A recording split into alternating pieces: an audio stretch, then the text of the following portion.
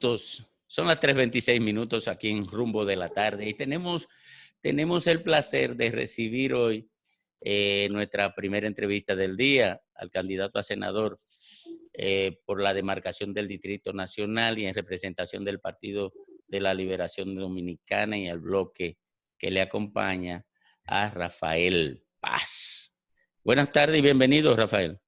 Muy buenas tardes, Domingo, Fafa, Andrés y mi querida Leila. Qué placer poder conversar con ustedes en la tarde de hoy. De verdad que es un honor participar en este espacio. Y quiero, antes que todo, manifestarle a cada uno de ustedes mi admiración y mi reconocimiento por su trayectoria y por lo que significan cada uno para el país.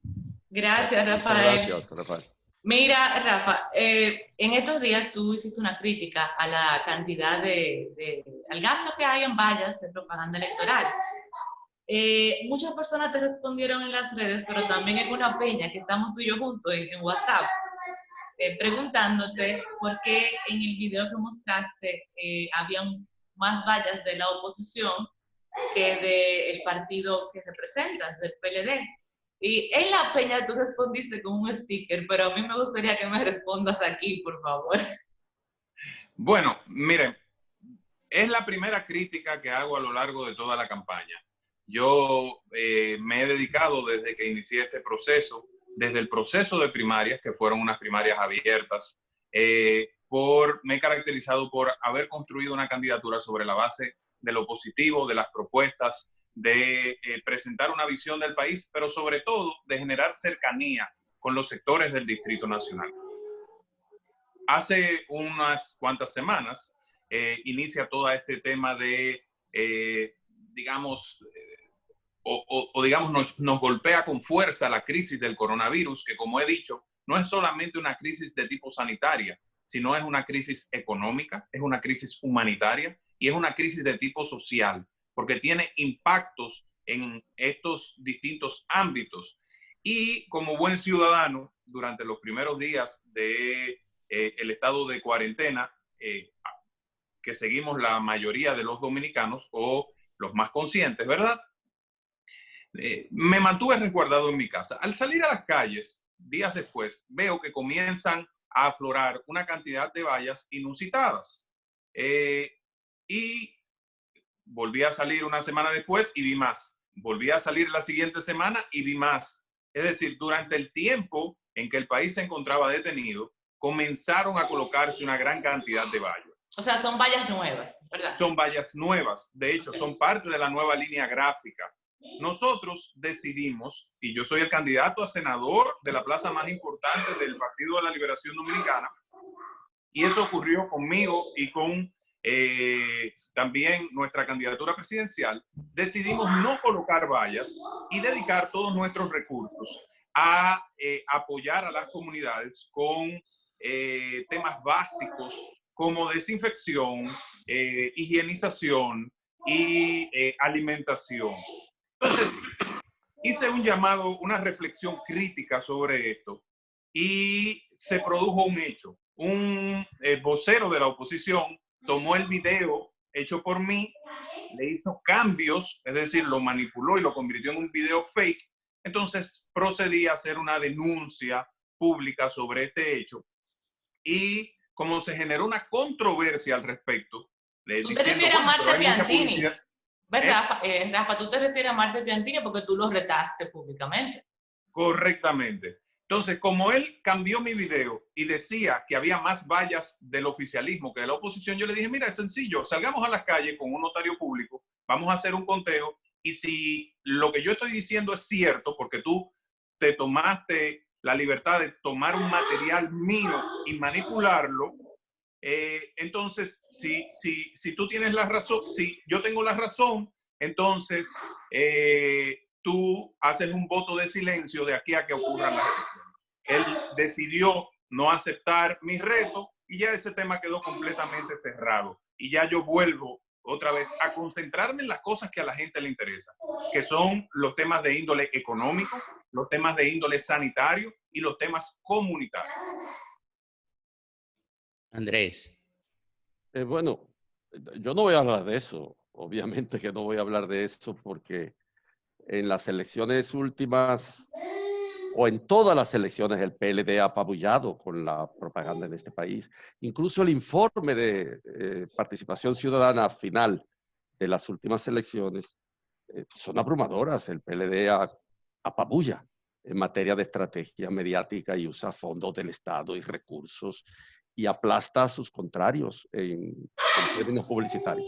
Por lo tanto, esa es probablemente una situación de análisis coyuntural que no tiene pertinencia respecto de la realidad. Hay otras cosas que sí podríamos preguntarle al candidato a senador por el Partido de la Liberación Dominicana, el partido oficial. Yo le preguntaría si él estaría en disposición, entrando al Senado, de cambiar el régimen de beneficios particulares que tienen los legisladores en este país, o de contribuir. Tienen un régimen previsional que se sale por completo del sistema previsional que ellos mismos aprobaron como ley general, pero que preservaron los beneficios para ellos, y tienen seguros internacionales, tienen sus ramificaciones de inversiones específicas en casos específicos de enfermedad. Un régimen previsional aparte, su casa del legislador, se pensionan, no como se pensiona el común de los mortales en este país. Tienen un barrilito que es una infamia, es corrupción legitimada, le he llamado yo siempre. ¿Por qué corrupción legitimada? Porque se impone simple y llanamente a partir de un poder del Estado. Que si todas esas cosas, y particularmente en la situación actual del país, un legislador de una visión diferente a la que ha atravesado el PLD como partido oficial, que es de aprovechamiento de los recursos públicos de manera desembosada, lo va a cambiar, va a pedir que cambien estas cosas en el Senado.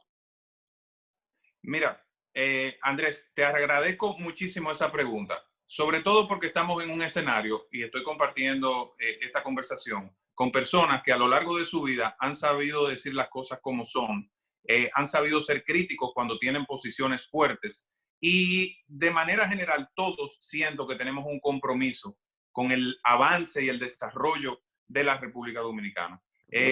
Dicho esto, quiero decirte que estoy 100% de acuerdo con que ese privilegio que se estableció para quienes fueron los propios que aprobaron la ley en el año 2000, ¿verdad? La ley de seguridad social, ese privilegio tiene que ser revocado. Yo creo que todos deberíamos contribuir al Sistema Nacional de Seguridad Social, porque en la medida en que todos somos parte de ese sistema de seguridad social, coadyuvamos para su mejoría. Y el propio legislador tiene que saber lo que se siente, ser beneficiario o no de la pensión de la cual es beneficiaria o no la mayoría de los dominicanos. Por lo cual te digo que sí, que yo estaría dispuesto a votar por una modificación de la ley de la seguridad social para eliminar ese privilegio que a mi juicio es y irritante. el barrilito es irritante. Yo creo que esa partida lo que debe es transformarse y redirigirse. Yo siento y soy un convencido. Fíjense que parte de mi visión es sacar la oficina del senador del Palacio del Congreso y establecer 3 oficinas de gestión senatorial. Ahora, ¿qué yo creo? Que esos fondos de asistencia social deben dirigirse a un fondo operativo de esas oficinas de gestión senatorial que tienen toda la capacidad para hacer enlace y gestionar soluciones para la gente de las instituciones del Estado. Muchas veces, por ejemplo, hoy, los problemas de las comunidades es la falta de información. Siempre hay un programa público que da solución al tema en cuestión, por lo cual yo también estaría dispuesto a transformar ese fondo de gestión social en un presupuesto para una oficina operativa del senador en la demarcación. En el caso del distrito, por ser 3 circunscripciones, mi visión son 3 circunscripciones, y que esa oficina trabaje con organismos de cooperación internacional, con organizaciones no gubernamentales, y que sea una canalizadora para que los programas que tiene el Ministerio de Educación, el Ministerio de Salud Pública, el Ministerio, las instituciones de acción comunitaria vayan en beneficio de la gente. Bien. Y también otro tema, también estaría dispuesto. Yo creo que las razones que llevaron originalmente a el establecimiento de exoneraciones de vehículos para los legisladores era la falta de recursos que tenía el Congreso, que no le permitía pagarle un salario digno que les permitiera comprarse un vehículo. Yo siento que ese régimen hay que modificarlo. Y si alguna exoneración, si no lo puedo lograr, porque a veces las mayorías se imponen y no es un tema que es partidario, sino que es un tema de los titulares, ¿verdad? Yo estaría dispuesto a que mis exoneraciones sean utilizadas para traer 2 máquinas para el acondicionamiento y el mantenimiento del río Sama, que creo que es el principal reto ambiental que tiene el Distrito Nacional. Muy bien. Fafa. Bien. Rafael. Fafa, querido. Hay un problema, Rafael. La seguridad social es, como dice un expresidente de los médicos, una gran estafa por la falta de justicia en el ejercicio de la distribución o de la recaudación. Desde ese punto de vista, hay que pensar en una nueva versión de la seguridad social, porque los privilegios no deben ser organizados por quienes hacen las leyes y le dan a las leyes el sentido de que es para un trato igualitario en la población, pero en cuanto a su beneficio hay una exclusión. Hay una debilidad ética profunda en esa desarticulación entre hacer la ley para los beneficiarios de la ley, lo que ha hecho el Congreso, y hacerla para los otros. Si hay seguridad social, tiene que ser para todo el mundo la misma y hay que replantearla. ¿Tú estás de acuerdo con eso? 100% de acuerdo, Fafa. Lo otro, entonces, para mí, yo creo que hay una conciencia de que la justicia es el mayor vacío que tiene la sociedad. Y tiene que ver con la forma de establecerla. Tuve al presidente encabezando un grupo con un procurador que era nombrado, con delegados suyos de la misma junta que ellos nombraron, y con 2 representantes de la oposición que no jugaron el papel que tenían que jugar, que era no legitimar esa forma, porque esa forma de coger la justicia, lo que dice que la justicia está hecha para proteger a los que lo nombran, no es independiente, no tienen fuerza. Entonces, para mí el mayor desafío ético y político del país es que el Congreso se preste a promover la creación de una justicia que no dependa de la voluntad, como hasta ahora, de los funcionarios, un mecanismo que se puede coger una persona que puede ejercer sin temor sus funciones. Nosotros, sin una justicia así, no resolvemos la acumulación de problemas que tenemos, sino que se van a agrandar. ¿Tú te atreverías a trabajar también para la creación de una auténtica justicia independiente? Mira, Fafa, el tema de la justicia dominicana ha sido una constante en el debate público del país. En el año 1994, con la modificación producto del Pacto por la Democracia, pensábamos que ya habíamos llegado al modelo óptimo de organización de la justicia. Sin embargo, vimos a lo largo de los años subsiguientes que hubo retos pendientes. Te puedo decir lo siguiente. Este es un dato que mucha gente no sabe. Mi tesis de grado como abogado, me gradué en el año 2006 de la Universidad Iberoamericana, esa es mi profesión, es antecedentes, orígenes y evolución del Ministerio Público y su proceso de adaptación al nuevo modelo procesal penal. En esa tesis yo demostré que uno de los grandes fallos históricos en el proceso de transformación de la justicia dominicana y de instauración. ¿Qué pasó? Argeni. Del nuevo modelo, los años de transición. Disculpen, es que tengo gente llamando incesantemente si se corta. Mientras en otros países se duplicó y se triplicó el presupuesto del Ministerio Público durante ese vacatio legis, ese periodo de transición, aquí se redujo a la mitad. Estamos hablando de entre el año 2002 y el año 2004. Luego ese Ministerio Público anémico le tocó ser el órgano de acusación y tomar la gran responsabilidad procesal en el nuevo modelo. Eso generó en el año 2006, 2005, 2006, tú lo recuerdas, Fafa, lo recuerdas, Domingo, una gran frustración de la sociedad en torno a la eficacia del sistema de justicia para poder procesar y condenar. Y se decía en aquel tiempo que la defensa pública estaba mejor preparada que el Ministerio Público. Luego comenzó a recortarse de forma importante, ya nos vamos a la parte judicial, el presupuesto del Poder Judicial a partir del año 2006. Y pasamos de tener un Poder Judicial bien fondeado a tener un Poder Judicial con limitaciones. Eso implicó un gran deterioro de la capacidad del Poder Judicial de dar respuesta. Hago todo este preámbulo para decirles que a lo largo de mi vida y de mi carrera he sido un abanderado de las transformaciones institucionales de la justicia. Ustedes quizás no lo saben, pero yo fui el redactor de la primera ley de modificación digamos, en el marco de la nueva Constitución, de la ley del Consejo Superior del Ministerio Público, que establecía todas las garantías para la elección por concurso público de los principales funcionarios del Ministerio Público.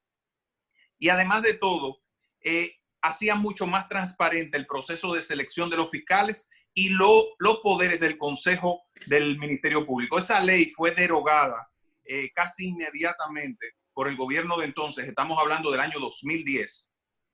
Y lamentablemente el modelo o la ley del estatuto del Ministerio Público es un poco más discrecional. En cuanto a la conformación del Consejo de la Magistratura, ya yo he planteado dentro de mi propuesta Corrupción Cero como primer punto la designación del Procurador General de la República por el Consejo Nacional de la Magistratura dentro de los fiscales de carrera. Es decir, pasar a un modelo donde ya el procurador no forma parte del Consejo de la Magistratura, sino que es designado por el Consejo de la Magistratura. Bien, pero el desafío sigue pendiente. Si no nos ponemos de acuerdo para la justicia, no tenemos nada que esperar. Yo espero que tú seas un vocero del cambio. Tú puedes contar con esto, Fafa. Rafael, y perdónenme que le enrede tanto la cabulla para darle esa respuesta, pero ese es uno de los temas de mayor interés de quien les habla y al que más tiempo le he dedicado a nivel jurídico y a nivel institucional. Pero es un tema fundamental de la agenda nacional. Mira, finalmente, Rafael, por mi parte, ya estamos en una etapa, digamos que es crucial para la economía dominicana, luego de que se iniciara el desafío que plantea la pandemia. Y esto te lo hago porque como viene del ámbito empresarial, debe tener una visión sobre lo que debe hacerse con la economía a partir de ahora. ¿Ustedes consideran que la economía debe abrirse paulatinamente o tú lo consideras? ¿Entienden que todavía falta mucho tiempo como respuesta del Estado a la contingencia de la pandemia? En fin, ¿cómo ustedes conciben el curso de este proceso, digamos, en las próximas 6 o 7 semanas? Mira, Domingo, la principal discusión que se está dando en todos los países a nivel global es cómo combinar la gestión sanitaria de esta crisis, es decir, el problema del coronavirus y mantener la distancia social, y cómo combinamos eso con una operación de nueva normalidad de la economía para evitar un colapso económico que termine generando más hambre, muerte y dolor del que generaría la propia parte, digamos, médica o sanitaria de esta crisis del coronavirus. En República Dominicana esa discusión existe y vemos cómo los sectores empresariales están comenzando a proponer una transición, un periodo de apertura escalonada con seguridad para ir abriendo sectores de la economía que son claves. El gobierno, por su parte, ha planteado de manera bastante responsable, a mi juicio, que tenemos que garantizar la salud de la gente primero y ver cómo gestionamos el pico y la meseta del virus para luego entonces comenzar a ver las maneras de cómo reactivar la economía. Yo siento que si bien debemos estructurar un plan agresivo de reactivación económica, tenemos que saber también ser pacientes. Yo no quisiera ver a una República Dominicana dando pasos adelantados y que eso pueda significar un rebrote o una segunda ola magnificada del coronavirus que le cueste la vida a muchas personas. Ahora, entiendo que hay maneras inteligentes de ir aperturando algunos sectores donde la aglomeración de personas, no son sectores intensivos en mano de obra, sino sectores más intensivos en capital o en operación distanciada. Quizás podríamos comenzar a hablar de temas como la construcción, por ejemplo, donde el personal no es mucho, y ver modelos, pero irlo haciendo paso a paso. Yo sí estoy convencido, y por eso lo planteé domingo, que República Dominicana tiene que pensar en un plan de resiliencia o reactivación económica. ¿Por qué? Porque aun querramos o no, hay sectores que van a tardar en recuperarse. Fíjense cómo las remesas se han reducido de forma importante. Las remesas producen más ingresos para el país que la inversión extranjera, junto con el turismo. El turismo, aún se abran las puertas, va a tomar un pequeño tiempo en lo que vuelve a su nivel y se convierte en una locomotora inexpugnable, ¿verdad?, de desarrollo nacional. Por lo cual vamos a tener que pensar en sectores que generen dólares, sectores alternativos. Nosotros tenemos para eso que pensar en cuáles son esos sectores. Yo estoy convencido de que República Dominicana tiene una gran oportunidad para atraer inversión extranjera en manufactura. Es decir, toda esa manufactura que Estados Unidos está sacando del sudeste asiático y de China, nosotros podemos aprovecharla. Creo mucho en la capacidad que tiene la ley de cine, la televisión y la música de ser generadores de ingresos alternativos también para la República Dominicana. Y también creo mucho en la capacidad que tenemos de convertirnos en un hub logístico para el transporte de mercancía para el Caribe. Y tenemos una gran oportunidad con las islas del Caribe, con el sector agropecuario. Dicho eso, que es el enfoque más internacional, siento que tenemos que ir abriendo sectores paulatinamente, pero garantizando la debida seguridad y que no se vaya a convertir en un efecto boomerang que termine expandiendo el virus de forma descontrolada. Muchísimas gracias, Rafael. Muchísimas gracias, Rafael Paz, que es el candidato a senador del Partido de la Liberación Dominicana y sus aliados aquí en el Distrito Nacional. Buenas tardes. Muchas gracias.